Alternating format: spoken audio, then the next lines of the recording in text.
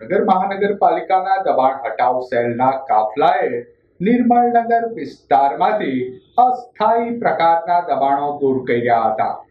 ભાવનગર મહાનગરપાલિકાના દબાણ હટાવ સેલના કાફલાએ મંગળવારના રોજ શહેરના નિર્મળનગર વિસ્તારમાંથી ટ્રાફિક અને રાહદારીઓને અડચણરૂપ લારી ગલ્લા સહિતના દબાણો હટાવી જગ્યા ખુલ્લી કરી હતી.